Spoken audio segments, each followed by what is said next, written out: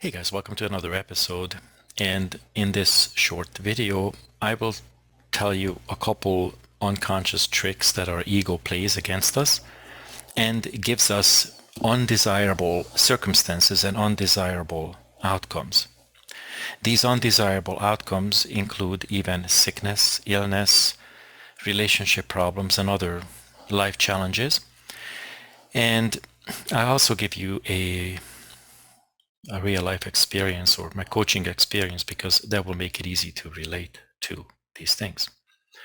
So anytime and every time we get sick, we get ill, then it has its own psychology.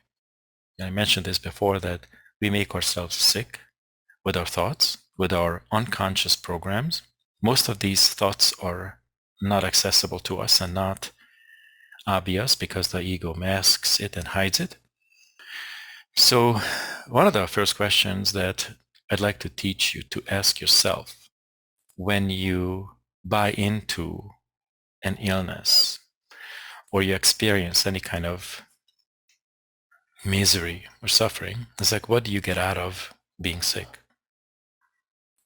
What benefit do you get out of being in that adverse situation?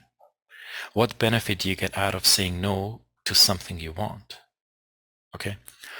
When it comes to illnesses and diseases, one of the first answers that is universal is I get attention out of that.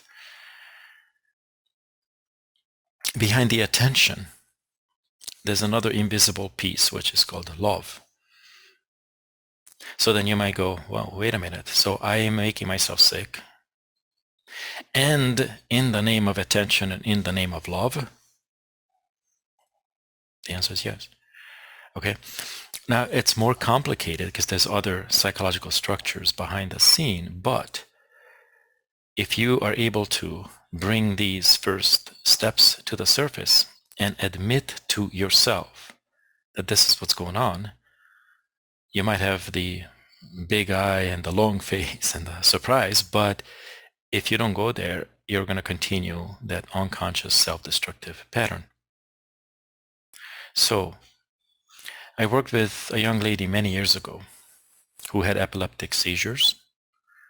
And epileptic seizures are basically an ego tantrum, an ego rage, whereby it is angry with the world and more specifically angry with the masculine energy. So this is a daddy issue, a father issue amplified by the thousands. So I asked this lady who had a very, very violent, unpredictable seizure attacks. She never knew when the next one was coming. I told her, I said, listen, I'm going to ask you a question.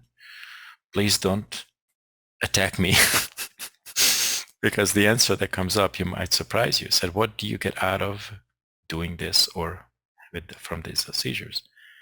And she thought for 5 or 10 seconds and immediately she's like, oh my gosh, I'm getting attention out of it.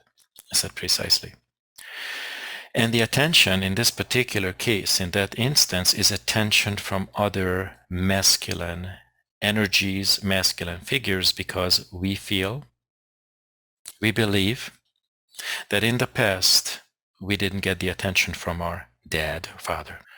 So what we do is where we didn't get something, we were deprived of something, is that the ego creates a temper tantrum, keeps us separate from the solution, and throws these temper tantrums at our expense, and then creates these self-attacks called illness, disease. In this case, was epileptic seizures. So next time you get sick, I'd like to ask you, like, what do you get out of being sick? I never could verbalize this, but a lot of people are proud to be sick, proud to be weak, proud to be all of these things. And then the question is why? What do they get out of being weak? What do they get out of being sick? What do they get out of being an addict? What do they get out of in or from these self-destructive behaviors and attitudes? And if you could really exercise radical honesty and we put our matrix AI programming aside and really start honestly answering these questions, then you realize that you are a machine run by this background program called the mind. So anytime we have something not optimal, when we buy into suffering, when we buy into misery, when we buy into illness and all these, what do you get out of that?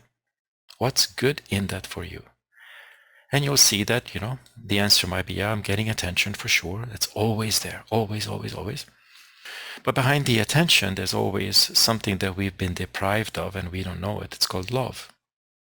I'm looking for love. I'm looking for care. I'm looking for closeness. I'm looking for blank. And when you begin to answer this, then you realize that your deprivations, the things that you've been caught off from, you'll never be able to manifest or create unless you heal those stories where you cut yourself off from the flow. And since our ego is a very clever double agent, it will never tell you that, hey, I'm running this program. This way I have my own agenda and you're acting it out. Through this second-class behavior and thinking, you generate guilt, and I love it because I love guilt. Guilt is my food. Folks, that's what I enjoy. And you're doing it for me. So part of the consciousness that the new human 2.0 needs to embrace is that we make ourselves sick, and we can conversely make ourselves healthy once we clear our patterns that we brought from tens of thousands of years ago, and we are still running them today.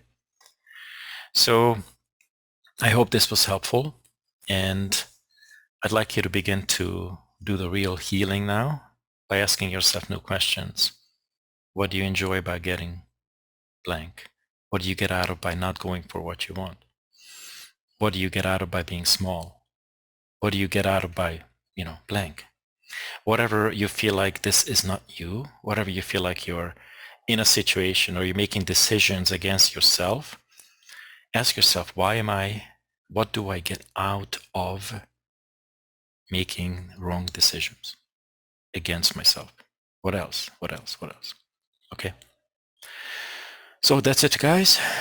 Have an awesome day or evening, and then we'll catch you on the next one.